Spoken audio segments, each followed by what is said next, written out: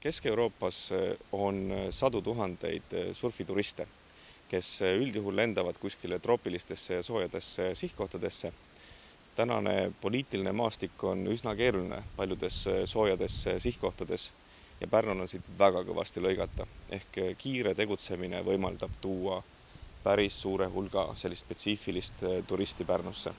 2009, kui me alustasime, saime väga kiiresti aru, et meil on üle kolmandiku, ligi pool klientuurist on Soomest. Ja seepärast me läksime Lapimaale suusakeskusesse oma brändi tutvustama. Aga imet, Lapimaal, kus on lennujaama väga hästi tööle läinud, on hetkel siis majandus niivõrd kuum ja kasvab kiiresti. Ehk iga oksaraak, mis käest kukub, sisuliselt läheb kasvama ja õide. Ja selle aastased numbrid on taas 20% üleüldist lennureisijate kasvu, 20% hotellimajutuse kasvu.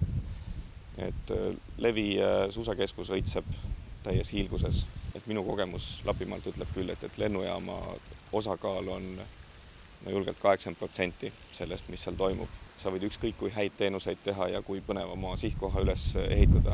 Aga kui inimesed sinna ei pääse, siis ei ole sest mitte mingisugust tolku.